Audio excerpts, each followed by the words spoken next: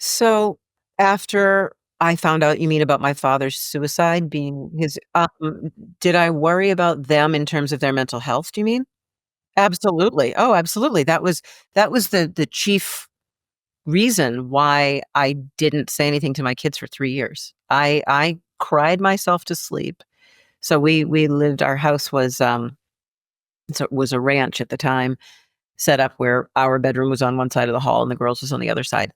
To this day, I have absolutely no idea how my daughters did not hear me crying myself to sleep in my husband's arms for 3 years after I found out about my father's death, because I it was so completely surreal and impossible to me, and it was just a whole, like, issue of processing it and how could this be the truth, and and needing to just kind of assimilate this now into my background. It changed my history. It changed my what I knew to be true about my life and my father.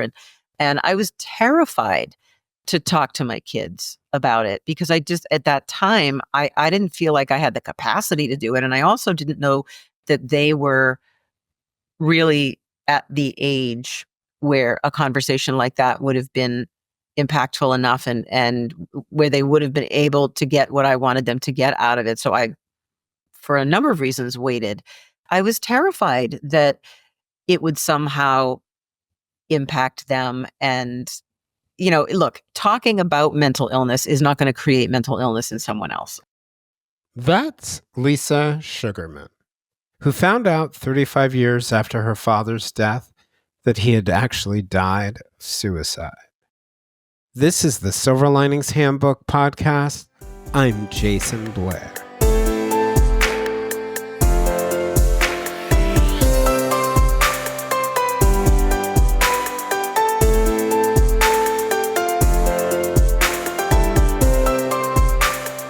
Grief is an inevitable part of life that can be hard to comprehend.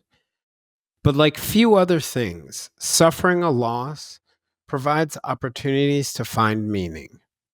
More than a decade ago, Lisa Sugarman discovered a family secret that she says shattered her sense of what her life had been and what it would be, and sent her, in her words, into an emotional spiral. That came on the day when Lisa found out that her father, Jim, who she had been told died of a heart attack 2 weeks after her 10th birthday, had actually committed suicide. Lisa says that it feels as if she lost her father twice. The man she thought she knew as a child, and the more realistic picture of the man she loved no less, that she came to first know at age 45. The truth about her father's death was even more confounding. It was confounded by the fact that a year before his death, when Lisa was 9 years old, her parents were as open as you could expect with someone her age at the time, about a cousin who lived nearby and who had died of suicide. More recently, a childhood friend who had been her roommate and in her wedding took his life. Lisa says that she started to pull the pieces together, and she found a new sense of purpose and resolve. She committed herself to changing narratives around mental illness and creating a space where people could find resources, support, and guidance. She has dedicated herself to reducing stigma around mental health and suicide. An important part of that, Lisa believes, can come from telling stories, including her own. Based in Salem, Massachusetts, Lisa is an author, columnist, and storyteller for the National Alliance on Mental Illness and a volunteer crisis counselor for the Trevor Project, an American nonprofit organization created by the creators of the 1994 short film Trevor, which is about a 13-year-old gay boy who feels rejected because of his sexual orientation and attempts suicide. The Trevor Project is the largest suicide and crisis support network for LGBTQ plus youth. Lisa also created Help Hub, an online site with suicide crisis resources, including specific ones for individuals who are part of communities that are underserved by the mental health community. She also works as a peer support group grief counselor. Lisa believes that change will come one conversation at a time. Today, we're going to talk about loss, what it's like when a family secret shatters your sense of meaning, coping with and finding peace in grief, and how we can all contribute to changing the conversation about mental health and mental illness, and why that's so important.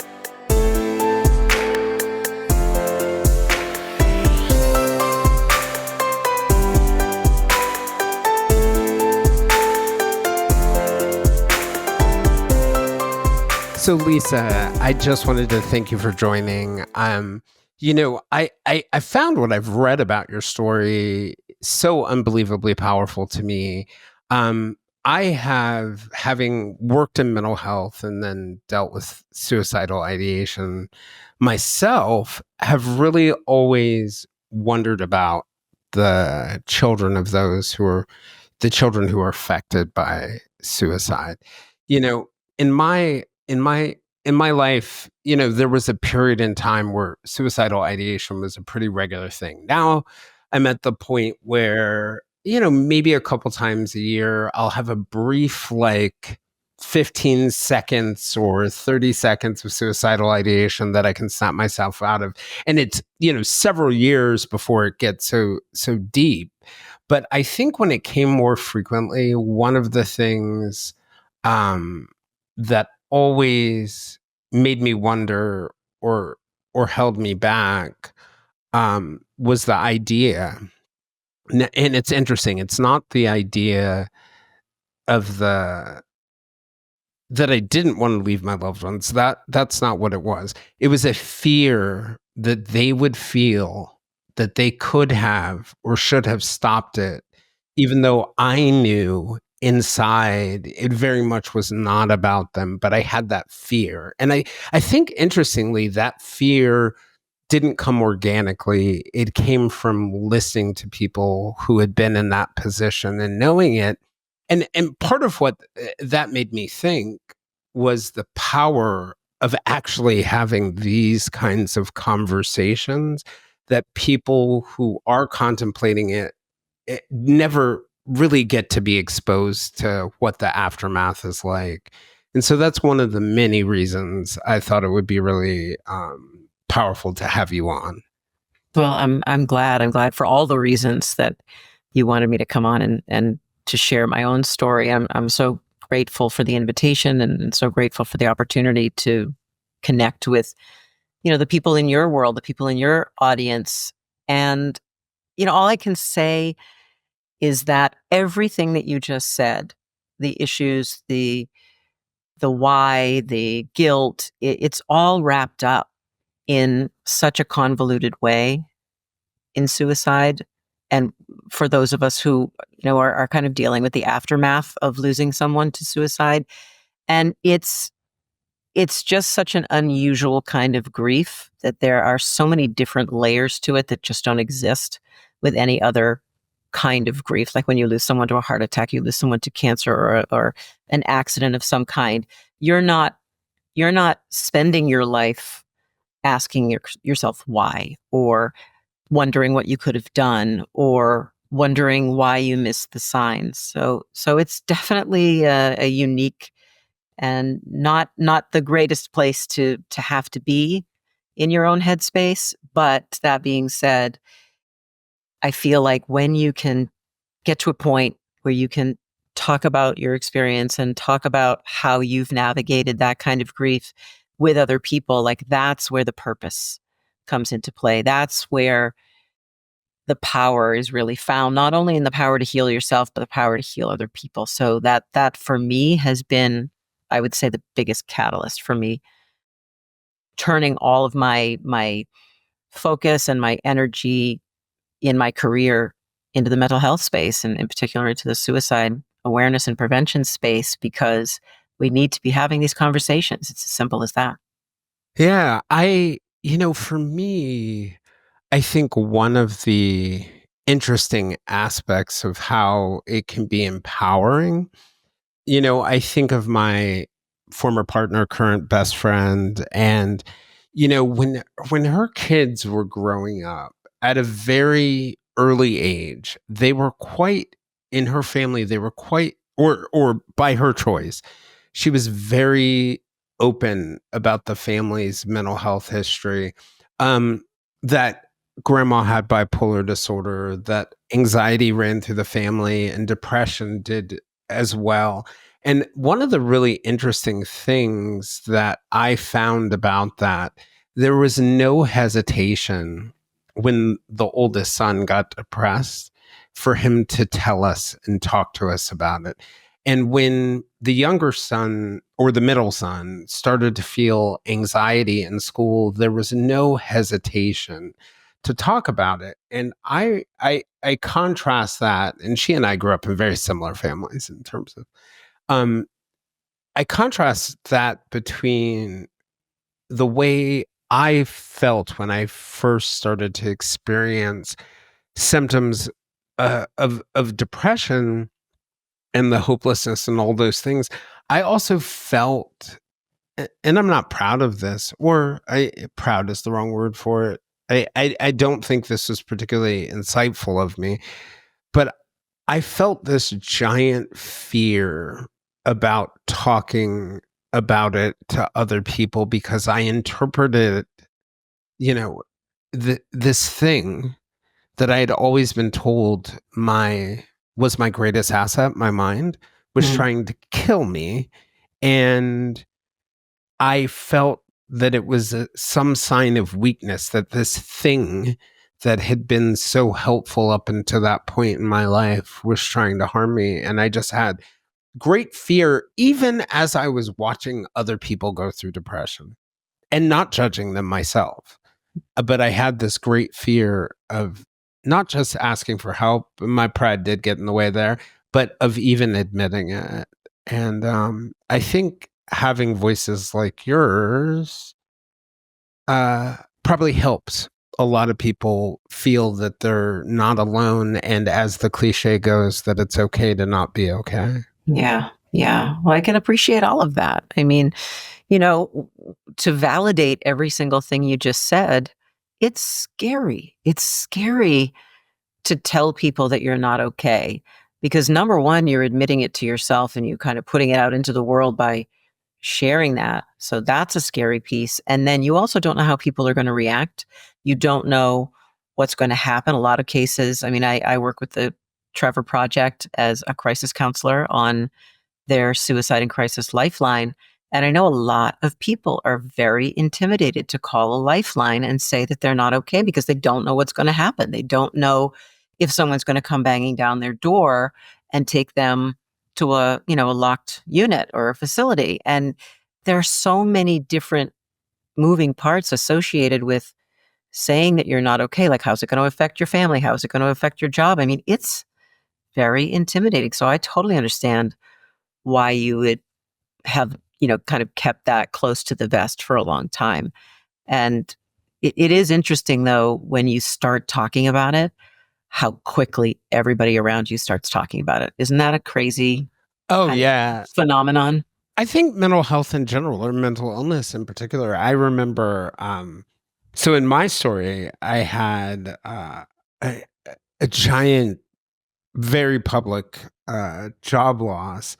And I had gone to rehab before, but they had gotten me into my workplace, despite leaving my job, had gotten me into that same treatment facility that they worked with before. And I remember filling out the form that asks about family history of mental illness, aunts and uncles, and all sorts of other things like that. And, I checked all the boxes, none, none, none, none, none, none. But after I was diagnosed and I started talking to my family about it, found out my mom had experienced anxiety and depression. My Mhm. aunt ended up being on the same medication that I was put on for her own things. I found out another aunt had schizophrenia. I found out because me openly talking about my diagnosis opened the door for many other people in my family to talk to me about it and actually build connections because many of them did not know about each other. Mm. Um, and I think that this shame that is associated with it further isolates people. And these are interesting illnesses in the sense that isolation is like fuel for the disease, Right. and coming together is one of the best treatments for it. So our shame around it, um, similar to the way people would delay cancer treatments 40 years ago because they were afraid to tell people that they had it and needed support. Our shame around it keeps us away from the very thing that can be one of the most important things to to being treated, and that's that support. That's right. That's right. I mean, there's such incredible value and power in having a community to lean into and to resource when you're at that point where maybe you can't think and act for yourself in a clear and decisive way. Like the people in your life, whether it be your family or friends or therapist or someone else kind of in your orbit, having that is essential, because when we're trapped in our own heads, I think the statistic I read recently is something like 90% of our day-to-day thoughts are the same day-to-day thoughts that we thought the day before, the week before, the month before. So they're a continuation. We're in our own manufactured thought loops and these narratives that we're constantly feeding ourselves, especially when our headspace is not good, is toxic in lots of cases. And we can't get away from it because we're alone in our own head. And that isolation, like you said before, is the thing that kind of keeps you from reaching out. But there is such incredible power and healing to be found in not only sharing your story in general, but reaching out and sharing it to someone who can help you. Yeah, that point you're making about support reminds me of something. When I started to rebuild my life, one of the my first sort of real job that wasn't a volunteering job was working as a mental health coach in a psychological practice in Ashburn, Virginia. And one of the psychiatrists there, a man I'll always be grateful for, both as a colleague and also a healer. His name was Mehul Mankad, and he's the CEO of a healthcare practice that focuses on behavioral health right now. But when we were working together with him as a psychiatrist, we often shared clients. And one of the things that he said to me that always struck me, particularly coming from a medical doctor, where your primary role is to provide medication to treat illness. He said if he had to choose between peer support, family support, and medication, and he could only pick two, he would pick peer support and family support. And Mm-hmm. his rationale there was peer support and family support are the baseline that will keep you alive. That without those baselines, medication may stabilize you, but the part that comes after that, the building and also the foundation underneath that, were really peer support and family support.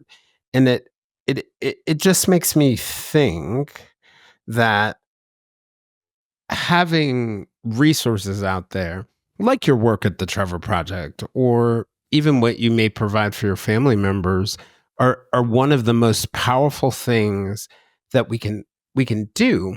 But I think one of the problems is when we see someone we love suffering with depression or suffering with extreme anxiety, we just don't know what to say. Is there any advice you could give people who are struggling with what to say?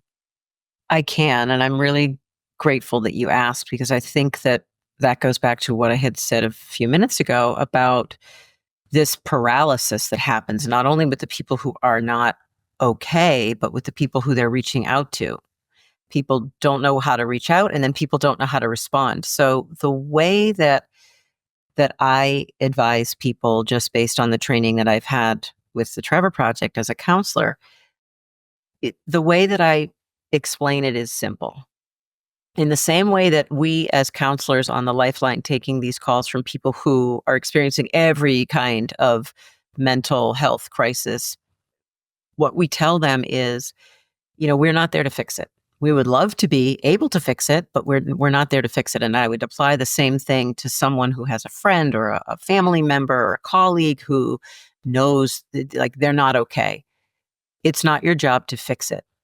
What you can do is be there to hold space and listen non-judgmentally, offer resources if you know that there are resources. And if you don't know that there are resources, I say to anybody who's listening to this conversation right now, if you don't already know about the 988 Crisis and Suicide Hotline, put it in your phone, put a note on your fridge, make sure that the people you care about in your world know about it, because it is an unbelievable resource for either someone who is struggling or someone trying to help someone who's struggling, because they can provide the support, they can provide the resources, they can do an intervention if that's what needs to happen in that situation.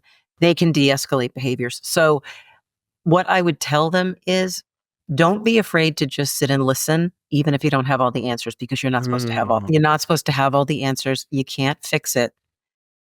But once you've kind of reached that point where maybe you have listened and you really can't take them any further, the suggestion is, do you have a therapist? Can you contact your therapist? If you don't have a therapist, can you call the 988 Crisis Lifeline? And if this person, depending on their headspace, is in a place, like when you're in that place, you can't think clearly, you can't behave rationally in a lot of ways. Maybe your friend needs to be the one to call for you because you can't handle that conversation right now. We take third-party calls like that all the time, where a parent is calling on behalf of a child, or a friend is calling on behalf of another friend, or a spouse or a partner.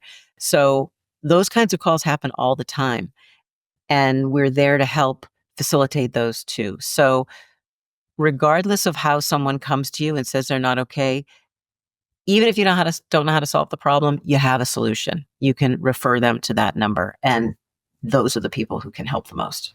Yeah. And one of the things that's always stuck out to me is this concept of like planting the seeds of a conversation about mental health. And I've been really, really open, both in my personal life and then publicly, about my mental health.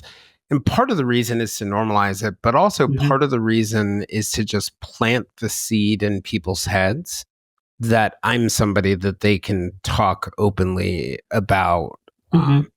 about it with. And part of the inspiration for this was one of my academic advisors when I was in college. She probably picked up, actually, in retrospect, she's told me, she probably picked up on very, very early signs of bipolar disorder. And she would make little comments and she would talk about mental health, not necessarily pointing at me, but Mhm. just in general. And I feel like her voice was in my head Mhm. after I sort of got diagnosed and accepted it, and her voice was in my head to talk about it. I had actually called her or messaged her the other day, and I had asked about one of our old professors at the university, a woman named Judith Hillman Patterson. She had written this. She unfortunately passed away a couple years ago, but she had written this, and I had just wanted to write her to thank her for writing this book. I might go hunt down her kids and thank them. But Mhm. she wrote this book called Sweet Mystery, and it was about, she grew up in Montgomery, Alabama, and it was about her family and some of their secrets, including her mother dying of that virulent combination of mental illness and alcoholism. Mhm. Her mom was only in her early 30s, and Judith mentions like her own experience um and her own reaction to it, and that always stuck with me. And then in my own life, just thinking about family secrets, I'll never forget, it was 2013. My grandmother, who was in her 90s, we're sitting around the table at her house right before her funeral. And one of my cousins says, you're not really Blair's. And the whole room was like, what are you talking about? You're really Gilchrist, right? You guys know that whole story. And apparently, my father's family had changed their last names to get away from persecution of of a family member who had actually been lynched in a part of South Carolina, and they had moved across the state. So this is during the early parts of the Jim Crow era, like the Mhm. 19 teens. Um, and I mentioned my own experience about hiding things. Do you have any idea from your perspective, as somebody who didn't find out until 35 years later, um, even more broadly than just mental health, why families keep certain secrets? In my case, like you said, my mother, I know the reason why, in my case, my mother kept this secret. I was 10 years old. I was an only child. My father died very suddenly. He had not a single sign of any kind of mental illness or distress. It was like a 0 to 100 in a matter of, going to bed married and waking up a widow. So there was no warning. And in that moment, having to tell me that my father had died, my mother just couldn't bear to layer another incredibly complicated and painful piece on top of that story. So she told me this secret, and she told me this fabrication, this narrative that my father had had a heart attack, and as you said, it didn't come out until 35 years later. So I understand 110% why in that moment my mother told me that secret. And I think that my mother's reason, which was to save me from any additional pain and to preserve what may be left of a normal childhood after just finding out my father had died. I think that that's why a lot of people do this, because they're trying to protect someone. Maybe they're trying to protect themselves, maybe they're trying to protect someone. I also think that there's a whole optics issue that a lot of people, it's a stigma. And in the case of suicide and keeping secrets, I think that happens an awful lot. I think we all know that that happens an awful lot because people are afraid to come out and say this person was mentally ill. They don't want the judgment. They don't want the negativity that's attached to it. And I know that in the case of my father and my father's family, my father had a really tough family, and they were very bottom line oriented, and everything was about image and everything was about status. And I'm absolutely certain that they wanted nothing to do with the truth of why my father died, because it would tarnish the family image. And I think a lot of people probably have that same fear.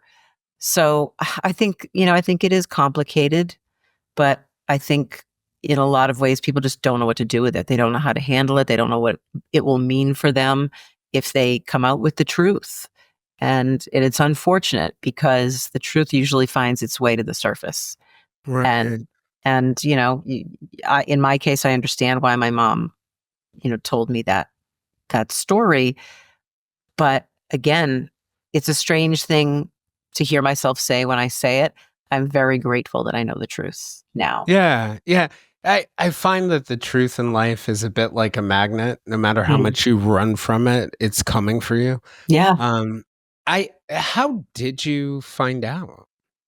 So, as I said, I was 10. My father passed away suddenly. That was the story I had been given, was that he had had a heart attack, and I lived with that narrative. I had no reason to question it. My dad was a super fit man, very healthy, active, athletic, but he was also a big smoker. So my 10-year-old brain just made sense to my brain in that moment, and I never had a reason to question it. So 35 years later, it was like the most anticlimactic thing. It wasn't like this, I found these letters or tapes or hidden signs. I had a conversation with a cousin I hadn't seen in years, and we were sitting and talking. And we have two daughters, and they were teens at the time. Hers were a little older. We were talking about our kids and catching up about our families.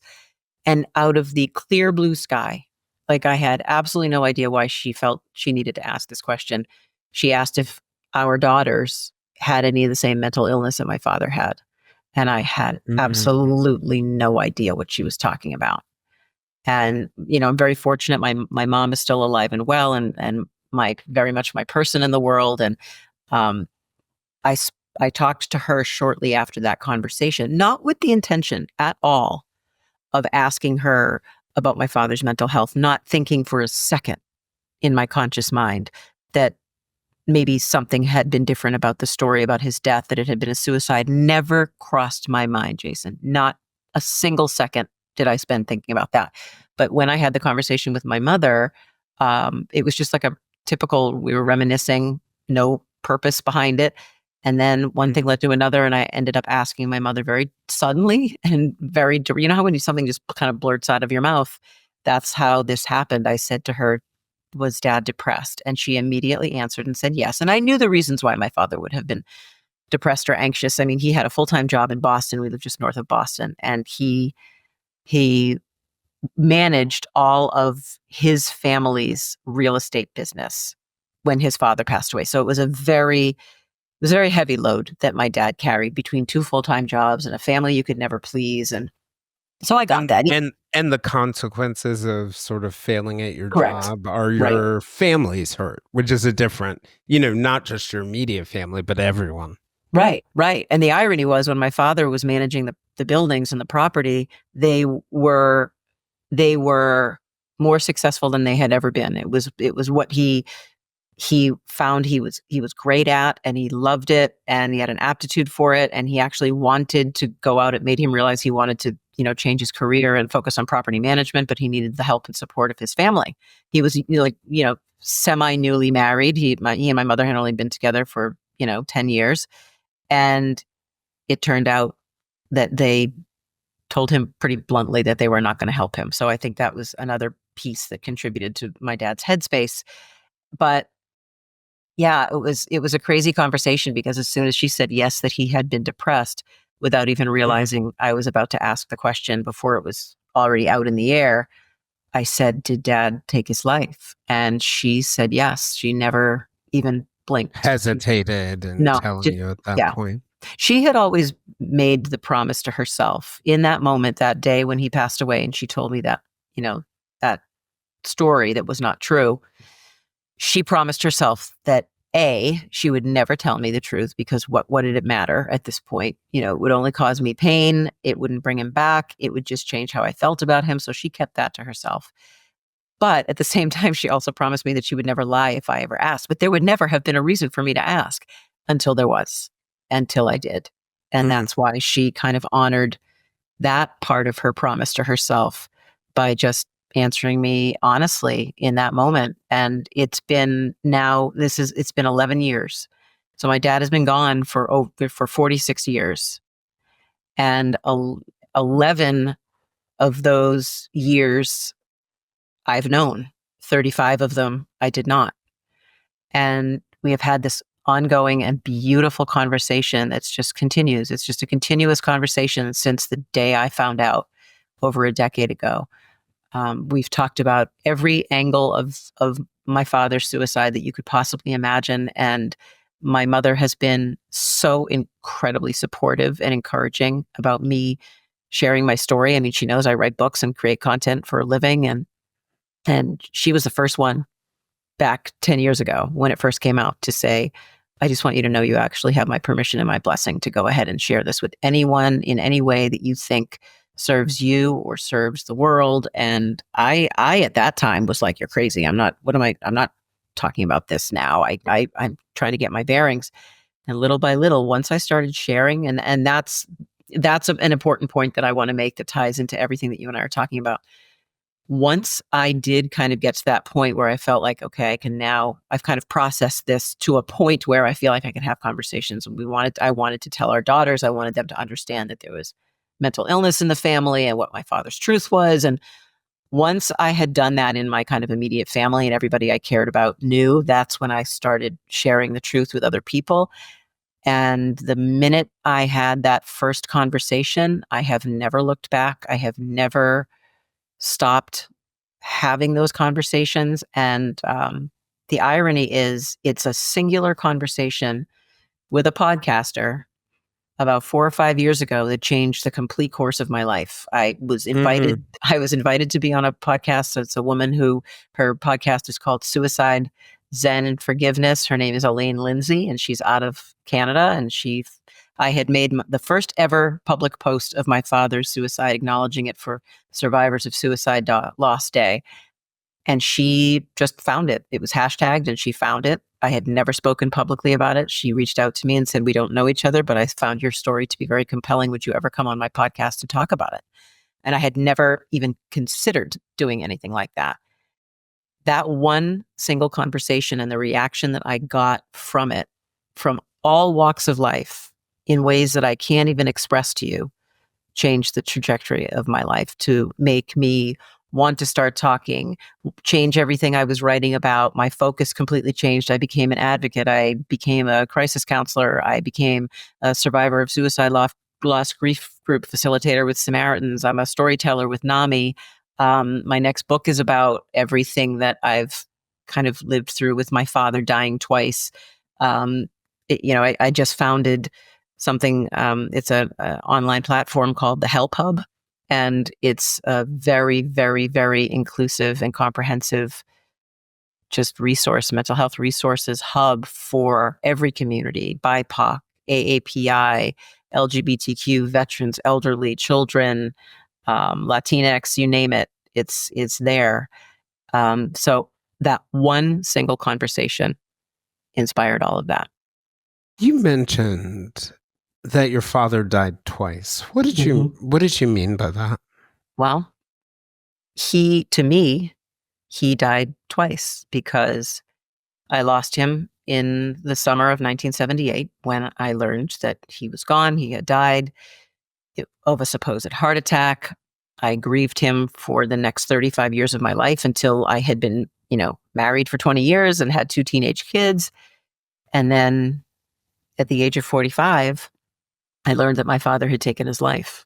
So I lived through that death and that grief all over again. That day when I found out that truth brought me back to the first second of the first minute of the first day that my father was gone, with the same intensity, actually a whole different kind of intensity, because I was an adult now and I was a parent now and I had children now who were the same age I was when my father died. It was like I was reliving every aspect of it all over again through a completely different lens of how he died and completely different lens of my own perspective, because now I was an adult and You had a mom. Yeah, you had mentioned that um it completely changed your life when you started talking about it. Hmm. And I'm curious about what did it do for your healing to be able to talk about it? And then I had another question. Do you think that there is a necessity or a benefit to forgiving the person who took their life? Well, the first question, what did it do for my healing? It, when I say it, I mean being vulnerable, sharing the truth about my father's suicide. I found that to be one of the most cathartic things that I've ever experienced in terms of grief. And I've had a lifelong relationship with grief. Losing my father to suicide is not the only suicide I have in my past. Unfortunately, I lost one of my closest childhood friends to suicide about 3.5 years ago. And the year before my father died, I lost my cousin who was 18 and lived around the corner from me. He took his life. So I've had this lifelong relationship with grief and loss and suicide, and being able to talk openly about it in a way that was not shameful, in a way that was transparent and raw and honest, just connected me on a different level to my own feelings, and kind of unknowingly connected me with people who I then found out were having the same kinds of feelings or the same kinds of experiences, but couldn't find a safe place to talk about it. So now all of a sudden, what's become cathartic to me has now become cathartic to someone else, which again, has a positive impact on me. So just being able to kind of, person by person, occasion by occasion, conversation by conversation, being able to widen the circle of people who could safely talk about these things was so incredibly powerful and healing to me. So that's what it did for me. One of the big things that it did for me. And in terms of forgiveness, I struggle with that word a lot. Um, I used to say in the early years after I had been processing his suicide for a long time, because I was furious with my father for the first few years. I couldn't look at pictures of him. I didn't want to talk about him. And I'm someone who talked about my father every chance I got because I wanted my children to feel like he was a presence in their life. And I just shut it down because I was so angry that he had left my mother in this situation. Not me so much, but my mother.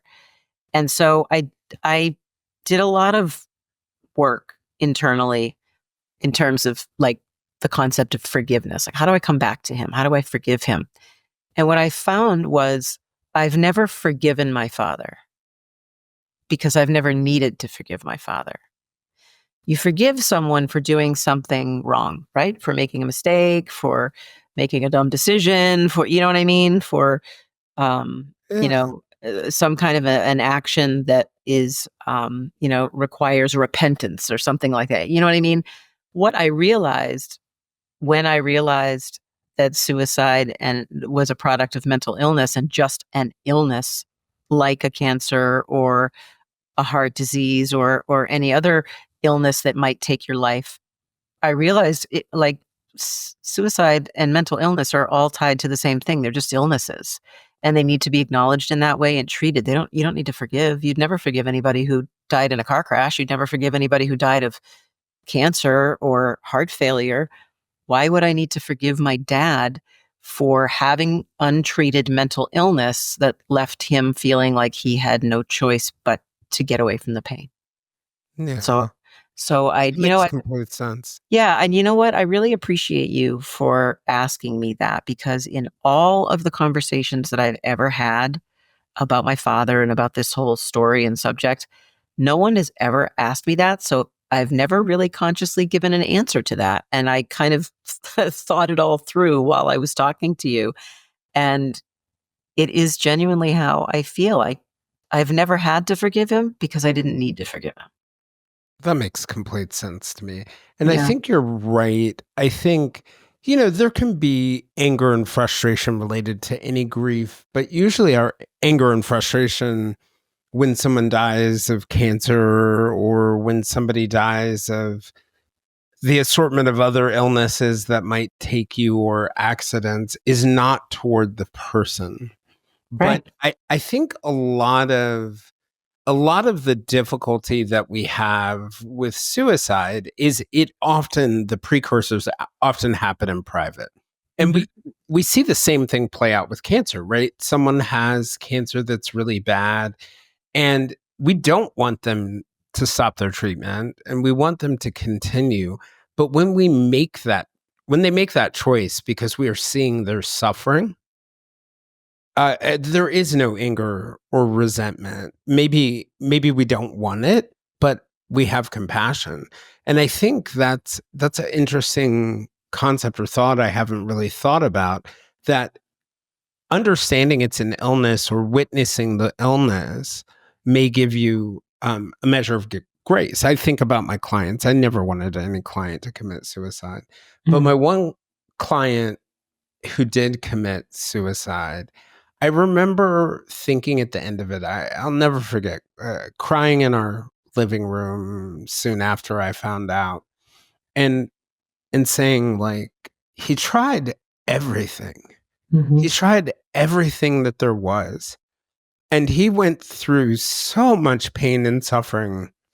That he was a hero in some ways for making it as far as he did. And one of the things I was just thinking about, I think one of the conundrums in telling people about suicide, even among people who recognize the mental illness, a big part of it is affected by, you know, it's affected by hereditary genetic factors. Hmm. And, it's also affected by life experiences. I always think of it as like the risk of suicide is a line, and your you were born with a certain amount of risk, and it's different for everyone. And then life can kind of push you, above it, or you may be born above it. But it's a battle.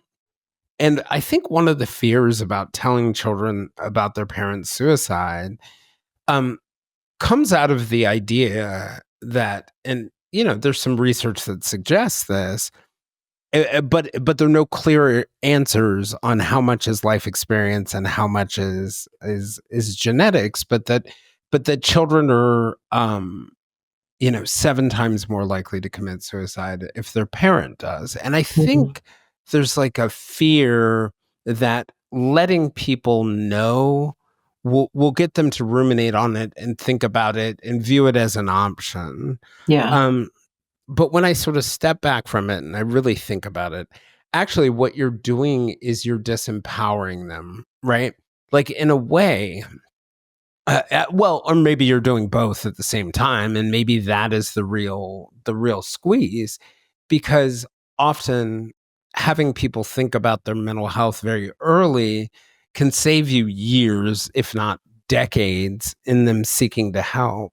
I Mhm. what do you think about that conflict yourself as a mom? We've always been really, really super open with our daughters about everything, not just mental health and wellness, but everything about sexuality and about sex and about, you have two daughters, you have to be. And just open and honest with them in the most age appropriate ways that we can be. We've always been very transparent with them so that there were no questions that they didn't feel that they could ask. And we always, when we saw our daughters each experiencing, different types of anxiety as they were younger, always encouraged them to talk to us or to talk to each other or to, consider therapy. And so I'm a big, big believer in as much transparency as possible, not just with your kids, but in general in your life. Um, I think, going back to what you just said, it's it's a very it's very complicated when you're talking about mentioning suicide or mental illness to someone who you think is suicidal or mentally ill.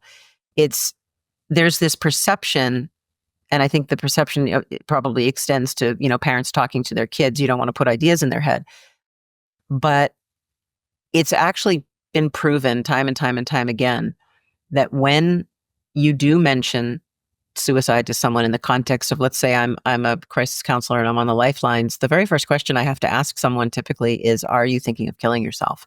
And we ask it just like that. And it could be to a person who is thinking of killing themselves or in the act of, trying to kill themselves. And people hear that we ask that question and sometimes they're very disarmed, they're very put off. They don't understand, why would you ever consider asking something like that of someone in that situation? But the reason why we do it is because it validates that that person is suffering or in some kind of pain. Mm. And it all of a sudden very instantly identifies the person who's asking as a safe place. It says, that person's taking me seriously. That person sees that I'm struggling and I'm not okay. And I actually have an open opportunity right now to talk to that person. And what it actually does is the opposite of what people instinctively believe that it does. People are like, don't ask that. It's going to make them want to do it. What it does is dramatically reduce the percentage of people, the percentage of the likelihood of someone taking their life. Well, because I think it also sends a message, and it sends a message that it's okay to have this conversation and that I care about you enough to ask and have this conversation. On the flip side, I someone I know, you know, a young mom who, single mom who has kids, and she was recently diagnosed with breast cancer, and she has a GoFundMe that, Mhm. it's just such a sign of how much she's loved all the people who have contributed to it. But Mhm. in one of the updates, she talked about the medication, the treatment, but that the bigger challenge right now was how depressed she was. And I remember writing her afterwards and saying that, like, I am so proud of you for having that conversation, because, you being willing to admit that is going to make all of those other people who are out there more willing to have a conversation about it. And, I was really touched and moved by it, because, well, among other reasons, you know, in K. Redfield Jameson is a psychiatrist who has bipolar disorder, and she also had a suicide attempt. She, she was treated at a time where we really struggled with medications much more than we do now. Mhm. Depression, bipolar, things like that, anxiety are much more treatable today than when she was diagnosed. But before she was diagnosed, she was a researcher primarily. Um, but she was at Johns Hopkins. She wrote this book called Night Falls Fast. And in the book, she talked about how suicide has become one of the most common killers of Americans between the age of 15 and 45. Mhm. Um, and she talked about how rarely we talk about it. And later, I remember hearing in her remarks that her saying that in her book is part of the reason why she ended up disclosing her own diagnosis. And people don't like to talk about death in general, but like you were alluding to, we have conversations about heart attacks, diabetes, cancer now. Um, wh- why do you think for so many of us who are suffering with these things, because we talked about why families don't do it, why do you think it's hard for, I know you have a lot of experience talking to people through your work at Trevor Project, why do you think those who are suffering struggle? Oh God, there are so many reasons. They struggle because in large part they don't have an outlet and they don't have an ability to process what they're going through outside of their own heads. They struggle because they're untreated. They struggle because maybe they're not medicated and they need to be, and there's a chemical imbalance. They struggle because they've just had some knocks in their life. Maybe they've lost their job. Maybe they've gotten divorced. Maybe they're having financial insecurity or they have job issues. There are so many different reasons why people struggle. And all the reasons in the world to talk about it because everybody has got something. Everybody is struggling with something. Like you may be in the most wonderful marriage, but maybe you have issues with your kids. You may have the most unbelievably productive and successful job, but you may not have a partner and you may be struggling. I mean, there are just an infinite number of reasons in this world why people could be struggling. And I think a lot of that could be resolved if people were to share their struggles, were to talk about them, were to actively find support for them, because that's where the real strength and the real hope is found. Because when we're left in our own head, I talked earlier about how 90% of our time, we're thinking the same thought loops Yeah, over and over and over yeah. again. Well, when we're struggling, it's at its peak that's what's kind of just like on a little hamster wheel going around and around and around. And it's only when you have these conversations with other people who have either experienced it or are experienced with whatever it is that you're dealing with, that's when we recognize, like, oh, okay, wait a second. I'm really not alone. It's really not just about what I'm going through. There are other people out there who have either experienced it or who understand. So, um, yeah, there are a million different reasons why people struggle, but I do believe that one of the biggest reasons is because they keep it inside and they don't Yeah. look for help. To your point about those loops in our head, I was having a conversation with a recent guest. It wasn't during the interview, it was after the interview. And we were talking about that idea of what you're really thinking about in life stays at the top of your mind, even if you're not conscious about it. And I think about the loss of my mom in the last year and the loss of like a very, very important friendship. And I was telling this guest that like if you subtly read through the through lines of my guests and my Mhm. uh what I say in the podcast over the last year, like you can like realize that subconsciously what I'm really talking about almost in every episode are these two people. Mhm. Yeah. It's very Yeah. funny. Yeah, no Yeah. matter how much you try to suppress it. One of the things you mentioned, and you've been open about the fact that your daughter's bisexual, and Mhm, I often think about the thought, the concept of how our backgrounds put us at risk, our sexual orientations, our race put us at risk. I was mhm, recently reading a Trevor Project survey, and I may get the numbers are not exactly right, but they had surveyed 28,000 LGBTQ plus young people. And mhm, in the survey, 11% of white youth had attempted suicide. 22% of native indigenous youth had attempted suicide. 18% of Middle Eastern, and I think it was like 16% of black youth mhm, and 17% of multiracial youth. I can't remember off the top of my head right now the mhm. numbers for Latinx, but they were also high. Same thing with the Asian Pacific Islanders. And I wonder, with your daughter being bisexual and the importance of intersexuality when it comes to mental health, I wonder, and that's a particularly vulnerable population. I wonder whether after finding out, because you had mentioned that you had young kids about your age when you found out, I wonder after you found out about your father, did you ever worry about you and worry about her and worry about your children? So, after I found out you mean about my father's suicide Yeah, being his yeah, did I worry about them in terms of their mental health, do you mean? yeah, yeah. Absolutely. Oh, absolutely. That was the chief reason why I didn't say anything to my kids for 3 years. I cried myself to sleep. So we lived our house was a ranch at the time, set up where our bedroom was on one side of the hall and the girls' was on the other side.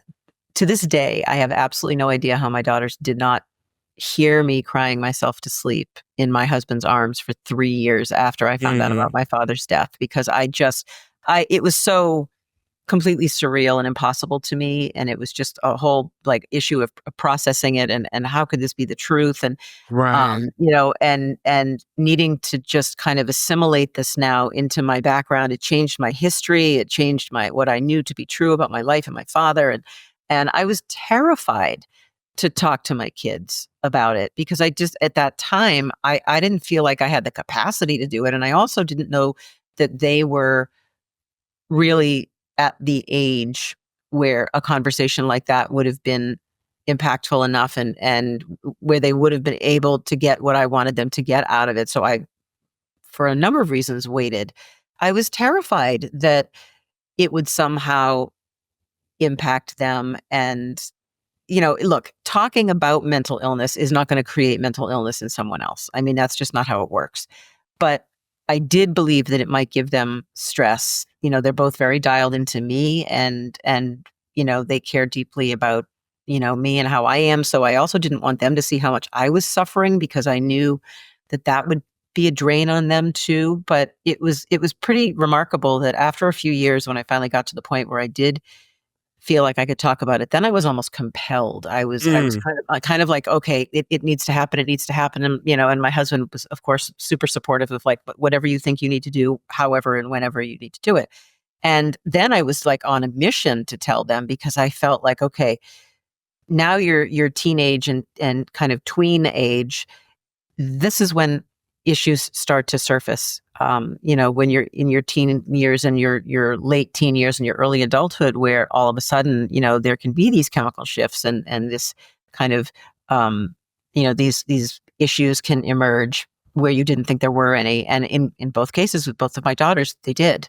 Um, and I was absolutely just committed to telling them the truth so that they would have the background and more so that they would, understand, like, if you all of a sudden at some point in your life start feeling off, you start feeling things that you don't recognize, like, that's a sign to start having a conversation. Like, here we're starting the conversation that we want to be an ongoing conversation for the rest of time. So just know that you can have the conversation. And I had this incredible sense of calm after I talked to them about it and they knew the truth and they knew that there was this inherited DNA that is a factor for all of us, no matter who we are or where we come from. Um, And there was this strange kind of contentment that I had, okay, they know now. They're armed with that knowledge. And I wasn't fearful after that in the same way. Mhm. If that all makes sense, and if that No, it answers does. the It question. does. Yeah. Oh, absolutely. I really appreciate your vulnerability in this conversation. And I wanted to ask you one more thing. Ask me anything you want. What are your hopes and dreams for people suffering with suicide and for the survivors who have been affected? I would say the same thing, and it would apply to both cohorts of people.